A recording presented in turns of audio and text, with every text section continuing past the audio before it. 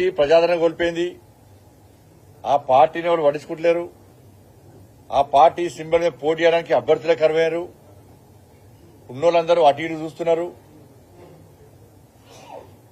కానీ ఆ పట్టు కాపాడుకోవడం కోసము కరీంనగర్ వేదికగా తిరిగి అబద్దాలతో నమ్మించే ప్రయత్నం చేసే విషయం వాస్తవం.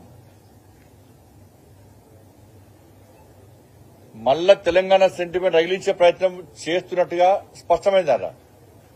కానీ బీఆర్ఎస్ పార్టీలో తెలంగాణ అనే పదాన్నే తొలగించిన తర్వాత టీఆర్ఎస్ బీఆర్ఎస్ అయిన తర్వాత తెలంగాణతో బీఆర్ఎస్ పార్టీ తెగదింపులు చేసుకున్నది. కేసీఆర్ గాని వాళ్ళ పార్టీ నాయకులకు తెలంగాణ గురించి మాట్లాడే అర్హత లేదు వాళ్ళకు. ఎందుకంటే తెలంగాణ రాష్ట్రాన్ని సర్వనాశనం చేశారు, అప్పులపాలు చేశారు, బతుకులు నాశనం చేశారు. కాబట్టి ప్రజలు టీఆర్ఎస్ తెలంగాణ రాష్ట్ర సమితి అంటే ప్రజలు చీదరించుకుంటారు, వాళ్ళని వ్యతిరేకిస్తారని భావించే ప్రజల దృష్టి మళ్లించడానికి ఇవాళ టీఆర్ఎస్ ను బీఆర్ఎస్ గా మార్చారు. మళ్ళా సేమ్ పాత పందాన్ని కొనసాగిస్తూ ఇలా నమ్మించే ప్రయత్నం. మొట్టమొదటి భద్రాచలం సంబంధించి 7 మండలాలను ఆంధ్రలో కలిపిరు అని చెప్పి మాట్లాడారు. కలిపింది ఎవరు? కేసీఆర్ కలిపాడు. కేసీఆర్ పనే అది. కలిపింది కేసీఆర్ పనే. అన్ని మూసుకొని కూర్చున్నారు ఆ రోజు. ఆఫ్టర్ ఆల్ 7 మండలాలు పోతే పోని అనేటువంటి మూర్ఖుడు అప్పుడు రాష్ట్ర ముఖ్యమంత్రి కేసీఆర్, అప్పుడు ముఖ్యమంత్రి. పోతే పోని ఆఫ్టర్ ఆల్ 7 మండలాలు అన్నాడు. దీనికి సంబంధించి 2014 జూలై 29వ తేదీన రెవెన్యూ సెక్రటరీ జేసీ శర్మ గారు జీవో విడుదల చేసిందా లేదా? మరి అప్పుడు ఏం చేసిండు? అప్పుడు రాష్ట్ర ముఖ్యమంత్రి కేసీఆర్ ఏం చేసిండు? అప్పుడేమో ఆఫ్టర్ ఆల్ 7 మండలాలే. ఇప్పుడు మళ్ళా దాన్ని ఆ నేరాన్ని ఇంకో మీద నెట్టాలి. ఆ 7 మండలాలు కోల్పోవడానికి కారణమే అప్పటి ముఖ్యమంత్రి కేసీఆర్. ఇది వాస్తవం. ఇది అప్పటి ఆఫ్టర్ ఆల్ 7 మండలాలు ఇప్పుడు అంత ప్రాముఖ్యత ఏం కడుతుంది కదల్లా. అప్పుడు భారతీయ జనతా పార్టీ మేము కూడా బాధపడ్డాం అప్పుడు. కానీ ఈ ముఖ్యమంత్రి వ్యవహారాల వల్లనే ముఖ్యమంత్రి వల్లనే జరిగింది. అదే ముఖ్యమంత్రి కేసీఆర్ ఆలోచన అంటే పెడితే పెళ్లి కొడతాడు, లేకపోతే సాగు కొడతాడు. మంచి చేస్తే నేనే చేస్తాడు. కానీ ఉల్టా అయిందని గొప్ప పక్కన నేను ఎక్కుతాడు. అనుకు పడేస్తాడు. అదే కథ సింపుల్ అనుకు పడేస్తా అయిపోయా.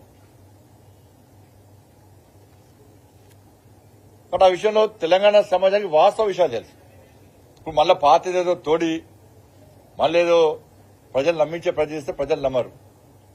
దాంతోపాటు ఇక్కడ బీఆర్ఎస్ పార్టీ సింబల్ మీద పోటీ చేసినటువంటి అభ్యర్థి అపర మేధావి, స్వయం ప్రకటిత మేధావి, పాప నిజాయితీ పరుడు అట. సరే, నిజాయితీ పరుడుగా కరెక్టే. కానీ ఈ పేపర్లు వచ్చింది దీని మీద కేసీఆర్ ఎందుకు స్పందించలే? ఈ మేధావి ఎందుకు స్పందించలే? ఇది ఎవరి మీద అవినీతి ఆరోపణలు? ఈ ఆరోపణలు ఎవరి మీద వచ్చినాయి? ఎవరి అవినీతి మీద వచ్చింది? బోయిన్పల్లి ల్యాండ్కి సంబంధించి ఎందుకు మాట్లాడతలేరు?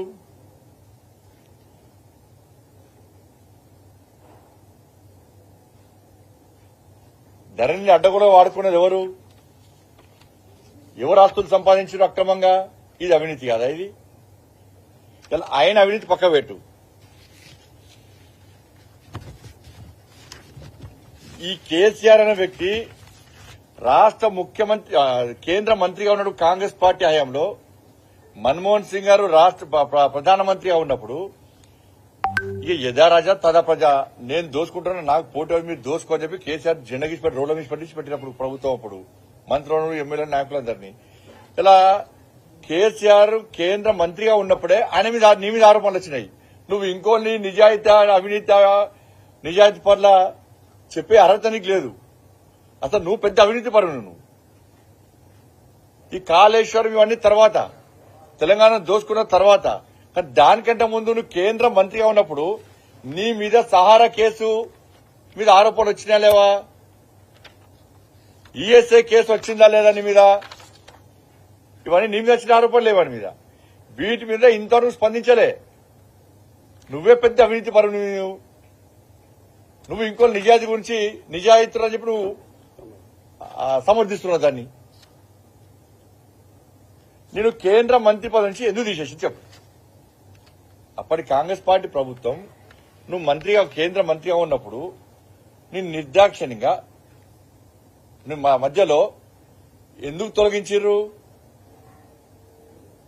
తొలగించడానికి కారణమైంది నీ మీద వస్తున్న అవినీతి ఆరోపణ గుర్తించే పొట్టుబడి పైసలు చంపుతున్నావు, పేదలను మునుస్తున్నావు, బడా వ్యక్తులకు కొమ్ము కాస్తున్నావు. నువ్వు కనీసం పార్లమెంట్కి వస్తలేవు.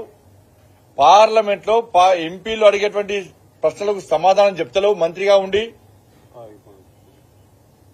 ఇటువంటి బస్సులో నీ అవినీతికి సంబంధించి గాని మంత్రులు ఎంపీలు అడిగినటువంటి క్వశ్చన్ సమాధానం ఇస్తలేవని చెప్పి ఆ ఎంపీలు ఫిర్యాదు చేస్తే నువ్వు పార్లమెంట్ రాగా తాగివంటే ప్రజలు నమ్మించినావు.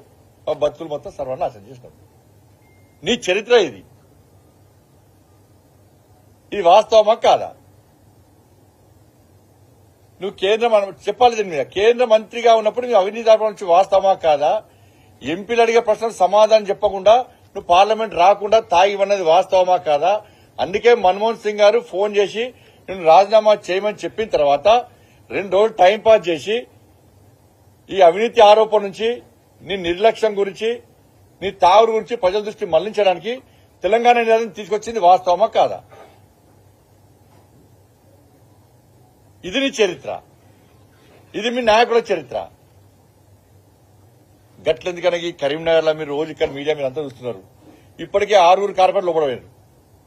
6 బీఆర్ఎస్ పార్టీ కార్పొరేటర్లు జైల్లో ఉన్నారా లేదా?